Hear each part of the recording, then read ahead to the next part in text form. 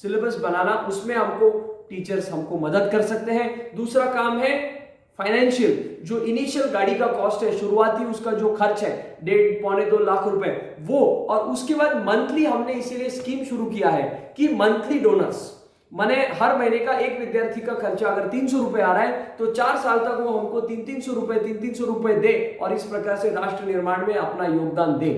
तो ये हो गई खर्चे की बात। तीसरी बात यह है जो हमने आपको भी बतलाई, टीचर्स का ट्रेनिंग, शिक्षक का ट्रेनिंग, उनको किस प्रकार से सिखाना है संस्कार, और बोले जैसा चाले तेजी वंदा हुई पावले, जैसा चलता है जैसा बोलता है वैसा ही करता है, इसकी चरण को उसके आपको पकड़ना है, ऐसा ज्ञानेश्वर माउली महाराज ने कहा है।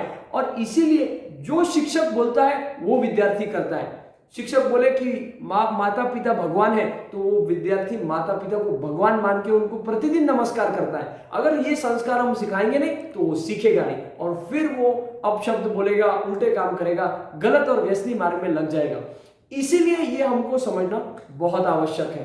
तो वो उसके लिए पहले शिक्षक वैसा होना चाहिए और शिक्षक का ट्रेनिंग उस प्रकार से होना चाहिए कि वो एकदम निर्व्यसनी हो, वो एकदम संकल्प युक्त हो और उसका विश्वास सिखाने में दृढ़ हो, विद्यार्थियों को बनाने में, घड़ने में उसका संपूर्ण योगदान हो। इस प्रकार के शिक्षक हमको निर्माण करना है और इसके लिए उनको ट्रेनिंग देना है। तो ये जॉब अपॉर्चुनिटी उन लोगों के लिए जो नया बीएससी पास हुए या बीएड पास किए, डीएड पास किए, उनको 2 या 3 महीने की ट्रेनिंग दी जाएगी और इस ट्रेनिंग के बाद फिर वो सीखेंगे और 4 वर्ष तक वो विद्यार्थियों को सिखाएंगे। अगर उनका रिकॉर्ड अच्छा रहता है तो उनको आगे भी काम करने के लिए हम प्रोत्साहन करेंगे और उनको हम मदद करेंगे। और चौथा और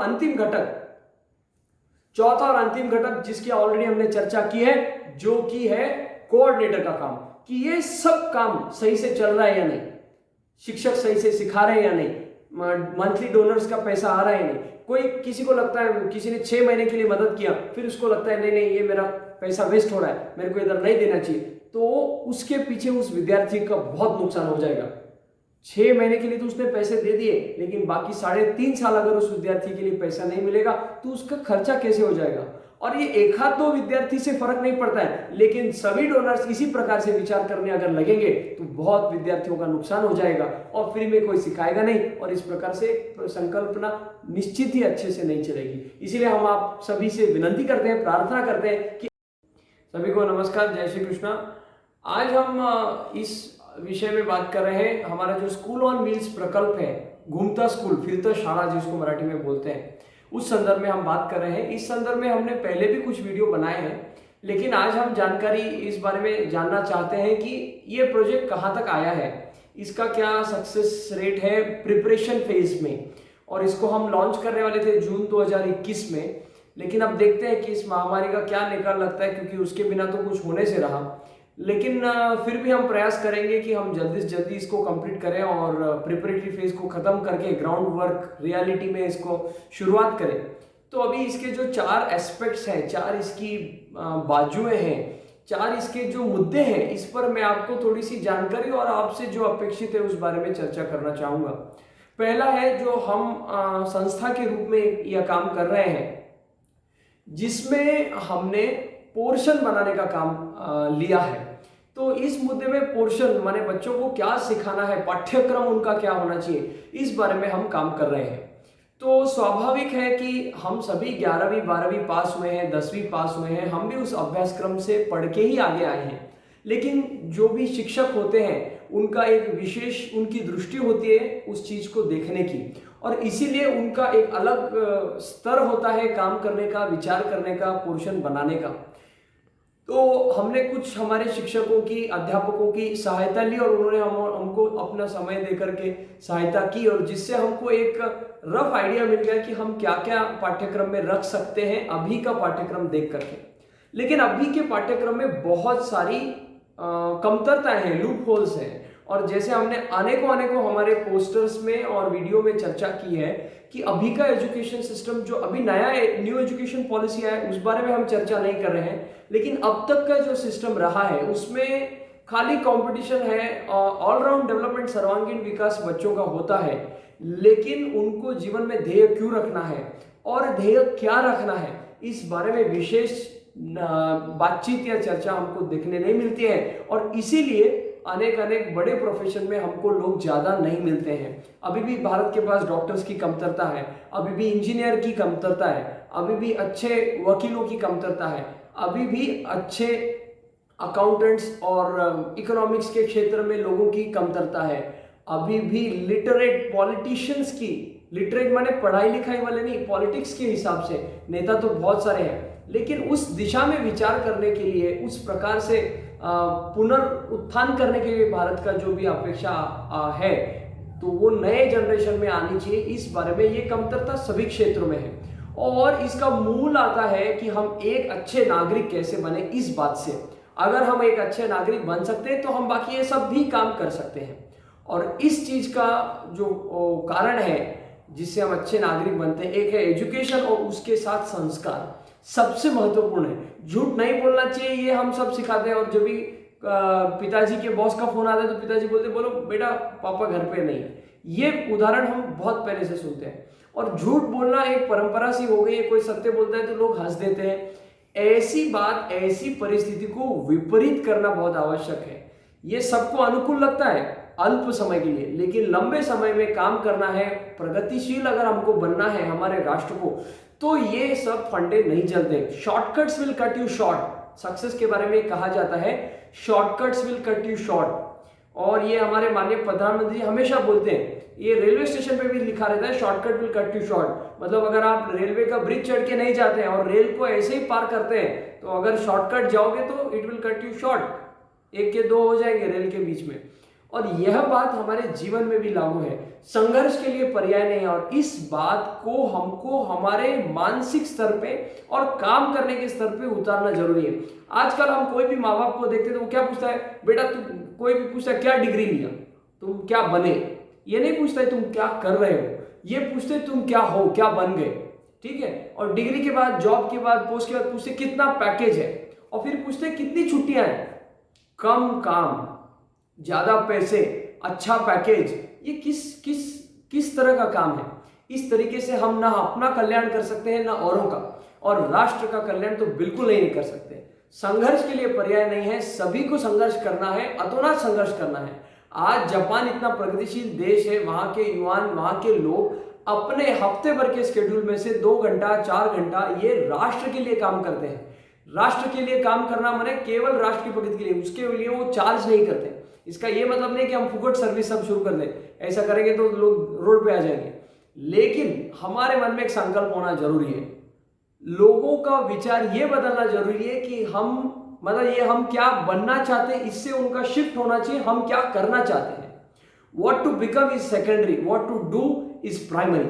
और इस विचारधारा को अगर उतारना है तो ये जो अभी ऑलरेडी सब बन गए हैं उनमें आप नहीं उतार सकते, बहुत मुश्किल है, वो बंजर खेती जैसा है। और जो नए विद्यार्थी हैं वो एक मिट्टी के घड़े के जैसा है, उनको आप जैसा सिखाते हो वैसा सीखते हैं। अगर आप उनको अच्छे संस्कार देते हो तो वो अच्छी चीजें सीखेंगे। अगर आप उनको गलत बातें, चोरी, जुआ, चुका, ये सब सिखाते हो अगर, तो वो वैसी बातें सीखेंगे। और वो है फर्टाइल लैंड, माने उपजाऊ खेती। उसको आप जोतोगे, उसमें संस्कार भरोगे, तो उसमें बीज अगर संस्कार के डालोगे तो फल, घनदाट वृक्ष और फल वाले वृक्ष वो बनेंगे, और खुद भी सुखी होंगे और सारे राष्ट्र को भी सुखी करेंगे। और इसीलिए सिलेबस का बहुत महत्वपूर्ण उसका काम है, योगदान है। और ये बात हमने पहले भी की है कि रोज 3 घंटा स्कूल चलेगा, उसमें एक दिन भी छुट्टी नहीं रहेगी। छुट्टी किसको चाहिए, क्यों चाहिए, छुट्टी का कारण क्या है। छुट्टी वो लोग लेते हैं जो अपने काम को मशीन की तरह करते हैं, जो अपने काम को एंजॉय करते हैं, जिनको अपने को काम करने में आनंद आता है, जो पैशनेट है, उनको कभी छुट्टी की आवश्यकता लगती नहीं, क्योंकि उनको काम करने में आनंद आता है। उल्टा अगर काम नहीं रहता है तो वो व्याकुल हो जाते हैं, उदास हो जाते हैं। इसीलिए काम करने वाले पैशनेट व्यक्ति को छुट्टी की कभी आवश्यकता पड़ती नहीं है। और इसीलिए 7 दिन काम चलना है, 3 घंटे वो बच्चे सीखेंगे 4 साल के लिए, और एक घंटा प्रतिदिन उनमें संस्कार वर्ग का होगा। तो उसमें उसका सिलेबस हम बना रहे हैं, उसकी विस्तृत चर्चा कभी और की जाएगी। लेकिन ये पहला क्षेत्र है, या उस क्षेत्र का पहला विभाग है कि सिलेबस फॉर्मेशन। और इसीलिए महत्वपूर्ण है, हमारी अपील है कि कोई भी शिक्षक अगर हमको इस कार्य में सहकार्य करना चाहे, हमारे पास डेटा है, हमारे पास कथाएं हैं, लेकिन उनमें और उनको किस प्रकार से हमको लिखना चाहिए, उनको किस प्रकार से हमको उन बच्चों के सामने प्रस्तुत करना चाहिए, इस विषय में चिंतन मनन और कार्य करने के लिए अगर कोई शिक्षक आए तो हम उनको बहुत बहुत बहुत मन से आमंत्रित करते हैं, निमंत्रित करते हैं। दूसरा क्षेत्र आता है व्हीकल का, गाड़ी का। तो गाड़ी, स्कूल ऑन व्हील्स है ना, घूमता स्कूल है। घूमता स्कूल इसलिए बहुत सारे लोगों ने बोला कि आप उस एरिया में, क्षेत्र में जाइए और उन लोगों को रिक्वेस्ट करके हमको यहाँ पे एक ये जगह दे दीजिए, झाड़ के नीचे सिखाने दे दीजिए वगैरह।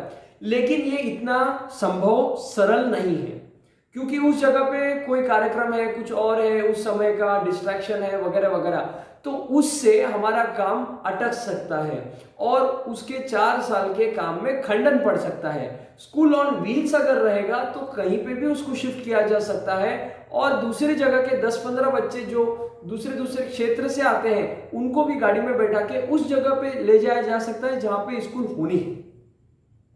इसलिए स्कूल ऑन व्हील्स ये संकल्पना आई है। तो उस गाड़ी का देखिए, अगर आप YouTube पे जाते हैं और स्कूल ऑन व्हील्स देखते हैं तो बड़ी बड़ी कंपनियों के CSR माने कॉर्पोरेट सोशल रेस्पॉन्सिबिलिटी इस फंड, समझो उसकी 100 करोड़ अगर उसकी इनकम है तो उनका 1%, 2% ऐसा CSR रहता है। तो 100 करोड़ का 1% माना 1 करोड़। 1 करोड़ उनको एक साल में स्पेंड करना है, उनको खर्च करना है सामाजिक कार्य के लिए। तो वो ऐसे प्रकल्प करते हैं और उनमें वो 1 करोड़ में उनके लिए 1 करोड़ कुछ भी नहीं है। और वो उससे स्कूल ऑन व्हील्स अगर आप YouTube पे देखते हैं तो आपको बस दिखेगी जिसको एक क्लासरूम में रूपांतरित किया गया है, एक वर्ग के अंदर रूपांतरित किया गया है, सीटें वगैरह निकाल दिया और अंदर क्लासरूम जैसा वातावरण है। लेकिन हम एक सामाजिक संस्था है, नॉन प्रॉफिट ऑर्गेनाइजेशन है, विशेष कोई सुविधा नहीं है इनकम की। तो अगर हमको प्रोजेक्ट करना है तो उसके 2 रास्ते हैं, या तो आप बहुत सारा पैसा इकट्ठा करिए, या दूसरा यह है कि आप प्रोजेक्ट का कॉस्ट कम करिए, क्वालिटी मेंटेन रखिए लेकिन प्रोजेक्ट का कॉस्ट कम करिए, प्रोजेक्ट का जो खर्चा है उसको कम करिए।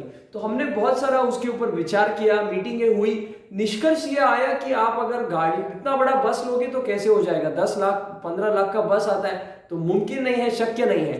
तो क्या किया जाए, एक फोल्डेबल व्हीकल बनाने का फिर संकल्प हुआ और उसके ऊपर आर्किटेक्ट और अनेक लोगों से बातचीत हुई और उसका डिजाइन अभी लगभग पूरा है।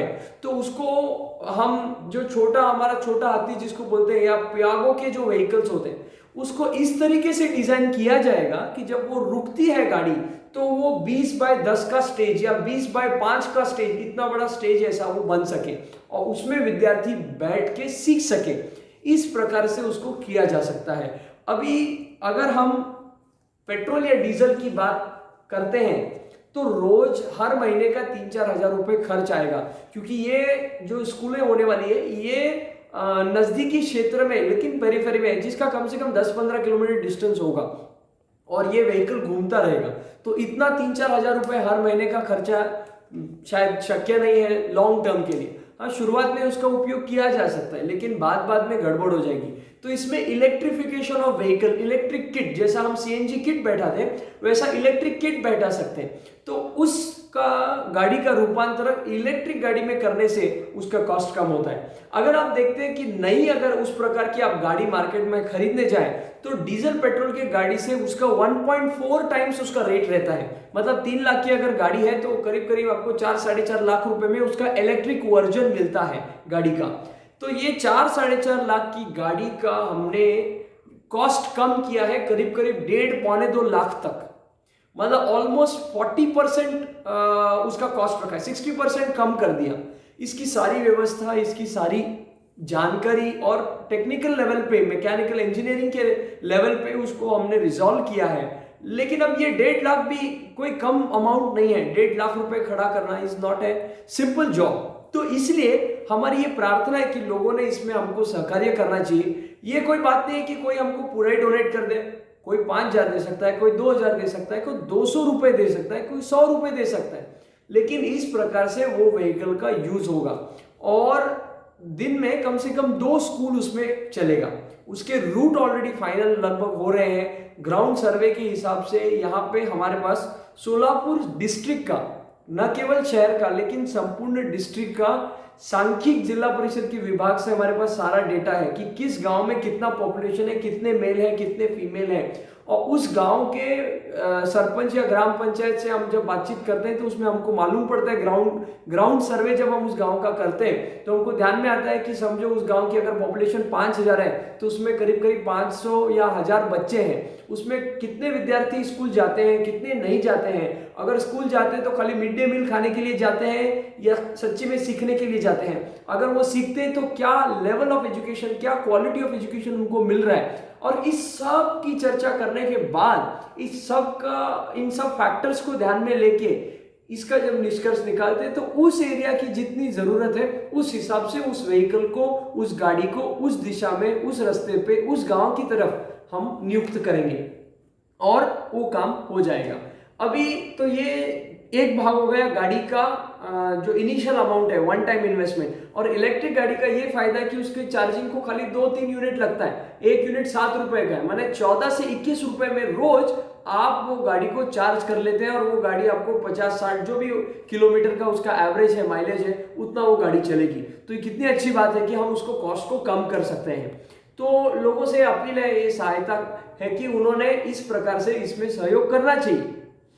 दूसरी बात इसमें कॉस्ट में दूसरी बात यह है कि अभी हम जब एक बार ये स्कूल ऑन व्हील्स प्रकल्प शुरू हो जाएगा तो जिन भी बच्चों को सिखाना है, ये तो संभव नहीं है कि हम हर जगह पर जाके उनको सिखाएं क्योंकि वॉलंटियर्स कम है। तो जिनको भी जो भी सिखाएंगे वो फ्री में तो नहीं सिखाएंगे, वो कुछ ना कुछ तो अपेक्षा रखेंगे मानधन की या इंसेंटिव्स की। उनको हम सैलरी नहीं दे सकते क्योंकि वो केवल 3 घंटे के लिए काम कर रहे हैं और उनमें उनको खाली पे बेसिस पे नहीं रखना है, उनमें ये जागरूकता होनी चाहिए, उनमें ये समझ होनी चाहिए कि हम ये राष्ट्र निर्माण का अति महत्वपूर्ण काम कर रहे हैं और इसमें अपना सहकार्य दे रहे हैं। इसीलिए उनको हम 2500 या 3000 ऐसा इंसेंटिव देना चाहते हैं। अभी लोगों की ग्रीड तो खत्म होने से रही, नीड उसकी हो सकती है। लोग 3-5 हजार रुपए में भी अपना घर चला सकते हैं और बाकी दिन के 18 घंटा उसको जो काम करना है वो करे। 15 घंटा 24 घंटे में से 6-8 घंटे उसने स्वयं के मेंटेनेंस के लिए दिया, 3 घंटा उसने स्कूल के लिए काम किया और बाकी 12 से 15 घंटा उसको जो गमे, उसको जो अच्छा लगे वो करे, दूसरी जगह पे पैसा कमाए। हम केवल उसको एक आधार देने का प्रयत्न करेंगे। इस प्रकार से जॉब अपॉर्चुनिटी टीचर्स के लिए क्रिएट हो रहा है और उनको इंसेंटिव्स में हमारी तरफ से या संस्था की तरफ से लोगों की मदद से यहाँ पे उसको मदद हो रही है और राष्ट्र निर्माण का काम भी उसी प्रकार से चल रहा है। इन टीचर्स का ट्रेनिंग हो जाएगा, इनको किस पद्धति से सिखाना है, क्या सिखाना है, इसकी पुस्तिकाएं दी जाएगी और उस प्रकार से ही उनको सिखाना है। इनके लिए कोऑर्डिनेटर नियुक्त किया जाएगा, जो ये टीचर रेगुलर क्लास होता है या नहीं, बच्चे आते हैं या नहीं, उनकी क्या समस्याएं हैं और किस एरिया का कैसा काम हो रहा है, इस बारे में वो कोऑर्डिनेटर, वो गाड़ी समय पर पहुंची या नहीं पहुंची तो उसके ऊपर क्या एक्शन लेना, इस प्रकार से वो एक कोऑर्डिनेटर नियुक्त किया जाएगा जो निःशुल्क काम करेगा, समाज सेवा की भावना से काम करेगा। अभी उस गाड़ी को अगर चलाना है तो ड्राइवर भी लगेगा। आप बोल सकते हैं कि हाँ, ड्राइवर का और टीचर का काम एक साथ कर सकते हैं। अगर ऐसा होता है तो बहुत ही अच्छा है, लेकिन अगर ड्राइवर का आयोग नियुक्त करना है तो उसके लिए भी उसको कुछ खर्चा, उसको पैसा तो पूरा देना पड़ेगा, उस बेचारे का घर तो उसी काम पे चलता है। तो इस प्रकार से एक गाड़ी के अंतर्गत जो हम 2 स्कूल चला सकते हैं 3-3 घंटे के, या अगर ज्यादा समय अच्छे से मैनेज हो गया तो 3 स्कूल एक दिन में चल सकते हैं। इस सब का मिला के जो खर्चा है वो करीब 17 से 18 हजार के करीब आ जाता है। और अगर एक स्कूल में हम 30 से 35 विद्यार्थी सिखा सकते हैं, क्योंकि हमको 100 विद्यार्थी इकट्ठा करके ये गिचमिड उसको खिचड़ी नहीं बनाना है, हमको टीचिंग केवल नहीं करना है, हमको कोचिंग करना है। टीचिंग और कोचिंग में यह फर्क है कि आप 100 विद्यार्थियों को वर्ग में सिखा रहे हैं, वो विद्यार्थी ध्यान दे रहा है नहीं दे रहा है, लिख रहा है नहीं लिख रहा है, उसका काम है। टीचर खाली आते हैं, सिखा के चले जाते हैं, इसको बोलते हैं टीचिंग। और कोचिंग बोलते हैं आप उस विद्यार्थी के ऊपर पर्सनल ध्यान दें, उसको 2 और 2 4 सिखाएं, अगर उसको आता है तो उसको 4 और 4 आगे 8 सिखाने के लिए दें, सीखने के लिए बतलाएं, उसका आप वैयक्तिक ध्यान दें, इसको बोलते हैं कोचिंग। और राष्ट्र निर्माण में ये एक एक विद्यार्थी एक हमारा महत्वपूर्ण एंटिटी है, महत्वपूर्ण घटक है और हर एक का संपूर्ण निर्माण, संपूर्ण और सभी दिशाओं में निर्माण, सभी प्रकार से निर्माण उसका होना अति आवश्यक है। और इसीलिए इसको हम टीचिंग न रखते हुए इसको हम कोचिंग के प्रकार में करेंगे। कोचिंग माने कोचिंग क्लास वाला नहीं है, क्योंकि विद्यार्थियों से हम कोई शुल्क नहीं लेना चाहते, विद्यार्थियों को निःशुल्क पढ़ाने की इसमें संकल्पना है और इसीलिए उनके लिए हम अगर कुछ कर सके तो बहुत अच्छा। अगर हम किसी को बोलते हैं आप ये टीचर का जो इंसेंटिव है महीने का 3,000 रुपये आप दे दीजिए, तो इसमें दो बात होती है। एक, उसको लगता है कि मेरी वजह से चल रहा है तो उसमें अहम भाव आता है, तो वो दान करके भी उसका पुण्य का भागी नहीं बनता है। दूसरी बात यह है कि 3,000 रुपये किसी को देने के लिए वजन हो सकता है, उसके ओझा हो सकता है, उसके माने उसका जो पगार है या उसका जो इनकम है उसमें 3,000 मतलब बहुत बड़ी अमाउंट हो सकती है। लेकिन अगर हम उसको 60 स्टूडेंट्स में डिवाइड कर दें, एक गाड़ी 2 स्कूल, कुल खर्चा 18,000 रुपए करीब, तो उसको हम 60 विद्यार्थियों में अगर हम डिवाइड करें तो करीब करीब 300 रुपए प्रति विद्यार्थी का खर्चा आता है। तो 300 रुपए तो हम कोई भी दे सकते हैं। शनिवार रविवार अगर हम बाहर खाना खाने जाते हैं कोई होटल में तो 300 का बिल तो एक व्यक्ति का ही बन जाता है या 2 व्यक्ति का ही बन जाता है। तो अगर हम 300 रुपए दे करके किसी के जीवन में बदलाव ला सकते हैं तो ये कितनी अच्छी बात हो सकती है। और महीने भर में, हर महीने में 300 रुपए आप पहले हफ्ते में अगर जमा करते हैं तो उसके 4 साल के कोर्स में आपको देख लीजिए 300 इंटू 12 कितना होता है, 3,600 रुपए इंटू 4, माने करीब करीब 13-14,000 15,000 रुपए के आसपास आपको खर्चा आता है। तो आप अगर 15,000 के खर्चे से कितना 4 साल में किसी का जीवन बना सकते हैं तो इससे बड़ा क्या कार्य हो सकता है। और बहुत सारे ऐसे लोग हैं जिनको ऐसा लगता है कि हम इस विद्यार्थी का शिक्षण की पढ़ाई का हम इसको खर्चा दें, वो विद्यार्थी को मराठी में बोलते हैं आम्ही दत्तक घेतलं त्याचं शिक्षण। तो ये बात अगर करते तो कितना पुण्य का काम है, आपके सहकार्य से राष्ट्र निर्माण में कितना बड़ा योगदान हो सकता है और आप भी इस प्रकार से इनडायरेक्टली राष्ट्र निर्माण में अपना सहयोग दे सकते हैं। अच्छा, ऐसा ही नहीं है कि आप केवल पैसे देकर ही सहयोग करें, आप किताबें देकर के भी सहयोग कर सकते हैं। आप उनके स्लेट्स देकर के, लिखने का जो स्लेट पाटी बर्ता आता है वो देकर के सहकार्य कर सकते हैं। अगर आपको कभी भोजन देना है तो भोजन देकर के भी आप सहकार्य कर सकते हैं। या फिर जो भी छोटे मोटे इक्विपमेंट्स लगते हैं उस क्लासरूम में, ब्लैक बोर्ड हो गया या कभी प्रोजेक्टर हो गया, ये देकर के भी आप सहकार्य कर सकते हैं। समझो आपके पास प्रोजेक्टर पड़ा है, आपके घर में उपयोग नहीं आता है, आपको लगता है कि मेरे यहाँ पे उपयोग नहीं, आप उसका दान कर सकते हैं, ऐसी कोई बात नहीं है। इसीलिए इस प्रकार से छोटी छोटी आदतों से, छोटे छोटे प्रकार से हम बड़े संकल्पनाओं को संपूर्ण कर सकते हैं और राष्ट्र निर्माण में अपना हाथ भार लगा सकते हैं। तो पहली बात हो गई सिलेबस बनाने की। दूसरी बात हो गई शिक्षकों की, शिक्षकों को ट्रेनिंग देना, शिक्षकों को सिखाना, उसके लिए शिक्षक आना। लोग बोलते हैं जॉब अपॉर्चुनिटी नहीं है, जॉब अपॉर्चुनिटी नहीं है। इतना सारा जॉब अपॉर्चुनिटी है, एक प्रोजेक्ट में 3 से 4 लोगों को काम मिलता है। ऐसे अगर सारे सोलापुर में अनेक प्रोजेक्ट किए गए जो बेसिकली पब्लिक और ये एनपीओ का एक समन्वय की वजह से चल रहे हैं। एनपीओ उसका मैनेजमेंट देखता है, लोग उसको फंडिंग करते हैं और इस प्रकार से संपूर्ण तैयारी के साथ जब हम काम करते हैं तो जॉब अपॉर्चुनिटी का कितना अच्छा काम होता है। जैसे कि मैंने पहले बताया कि लोगों का मन, उनका समझ उनकी बदलनी चाहिए। कम काम में ज्यादा पैसा, इस संकल्पना को उन्होंने तोड़ना चाहिए। अधिक परिश्रम करना चाहिए, पैसे के लिए काम नहीं करना चाहिए। रिच डैड पुअर डैड इस किताब में बोलते हैं रॉबर्ट कियोसाकी कि अगर आप पैसे के लिए काम करते हो तो आप मशीन हो, अगर आप पैसे के लिए काम करते हो तो आप पैसे के गुलाम हो, लक्ष्मी के दास हो। अगर आप स्वयं के लिए काम करते हो, अपने पैशन के लिए काम करते हो तो पैसा अपने आप आपके पास चल के आता है। पैसा आपके पैरों में, पैरों के नीचे रहता है, आपके पास अट्रैक्ट होता है पैसा। इसीलिए इस प्रकार की समझ सभी समाज में होनी अति आवश्यक है।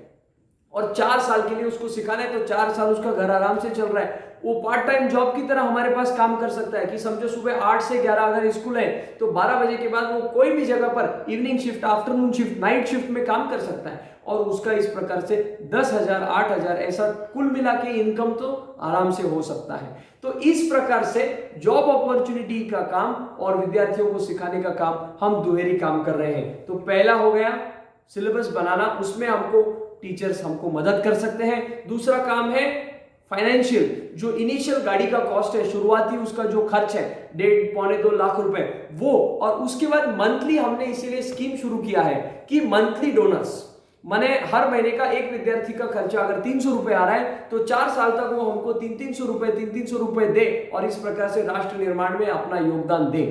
तो ये हो गई खर्चे की बात। तीसरी बात यह है जो हमने आपको भी बतलाई, टीचर्स का ट्रेनिंग, शिक्षक का ट्रेनिंग, उनको किस प्रकार से सिखाना है संस्कार, और बोले जैसा चाले तेजी वंदा हुई पावले, जैसा चलता है जैसा बोलता है वैसा ही करता है, इसकी चरण को उसके आपको पकड़ना है, ऐसा ज्ञानेश्वर माउली महाराज ने कहा है। और इसीलिए जो शिक्षक बोलता है वो विद्यार्थी करता है।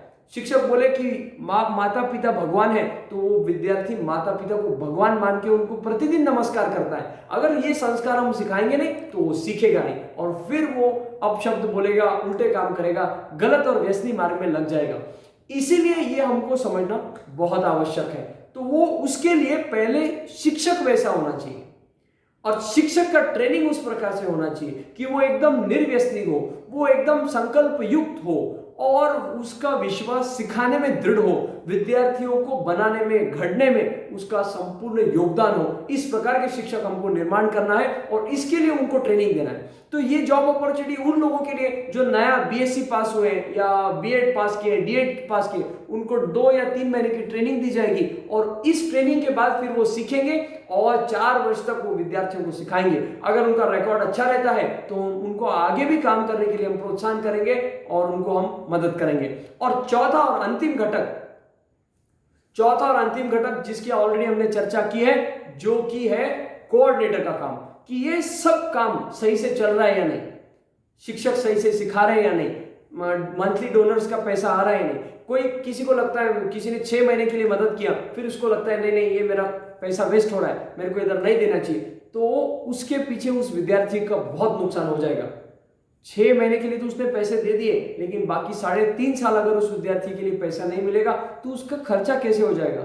और ये 1-2 विद्यार्थी से फर्क नहीं पड़ता है, लेकिन सभी डोनर्स इसी प्रकार से विचार करने अगर लगेंगे तो बहुत विद्यार्थियों का नुकसान हो जाएगा, और फ्री में कोई सिखाएगा नहीं, और इस प्रकार से संकल्पना निश्चित ही अच्छे से नहीं चलेगी। इसीलिए हम आप सभी से विनती करते हैं, प्रार्थना करते हैं कि अभी तक का जो काम हुआ है वो हमने आपके सामने प्रस्तुत किया, और अब हम आपको अपील कर रहे हैं कि इन 3-4 क्षेत्रों में आप हमको सहकार्य करें। आप आर्थिक नहीं तो कोई और तरीके से सहकार्य कर सकते हैं, जो हमने आपको पहले ही बताया कि आप रिसोर्सेस अवेलेबल करवाइए, आप टीचर्स अवेलेबल करवाइए, आप सिलेबस बनाने में अपना योगदान दीजिए, इस प्रकार से जन जागृति करने में आप योगदान दीजिए। कोई आपकी काम वाली बाई है जो आपके घर पे काम करने के लिए आते हैं, झाड़ू पोछा बर्तन करने के लिए आते हैं, उसको पूछो तेरे बच्चे स्कूल जाते हैं या नहीं, वो सीखते हैं या नहीं, अगर नहीं सीखते वो किस एरिया में रहती है, किस जगह पे रहती है, उसका आप हमको भेजिए और जानकारी, और उस एरिया में हमारे वॉलंटियर जाके देखेंगे कि वहां पे क्या व्यवस्था है, वहां पे क्या उनका संकट है, क्या उनकी अड़चन है, और उस प्रकार से उस एरिया में भी हम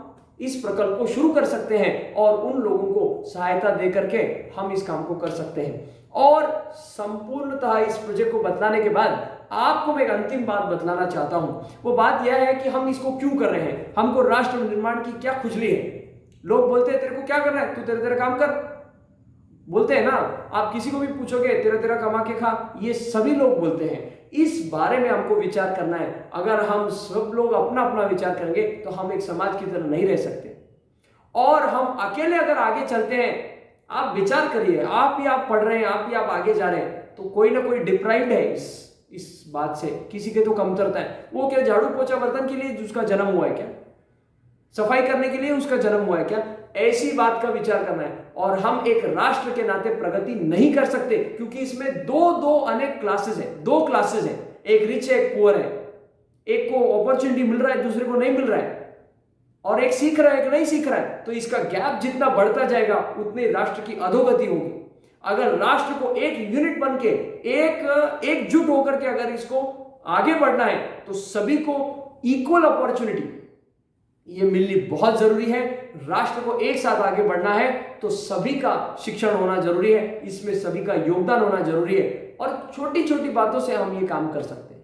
हम हमारे इंडस्ट्री में काम कर रहे हैं, वहां पे हमारे लेबर है, हम सभी को पूछे, अगर हमारे पास 10 लोग काम करते हैं तो उनको हम पूछे कि भाई आपके बच्चे स्कूल जाते हैं, कितना टाइम लगता है, कितना समय लगता है, कुछ नहीं। जब उसको आप पगार देते रहते हैं तब आप पूछिए, या कभी आप राउंड लेते तब आप पूछिए, और इस प्रकार से छोटी छोटी बातों से आप योगदान करिए। ऐसी मन से हम आपसे प्रार्थना करते हैं, और राष्ट्र निर्माण के इस अति महत्वपूर्ण संकल्प में अपना योगदान देकर के हमको अनुग्रहित करिए, ऐसी प्रार्थना करते हुए विराम देता हूं। जय श्री कृष्ण।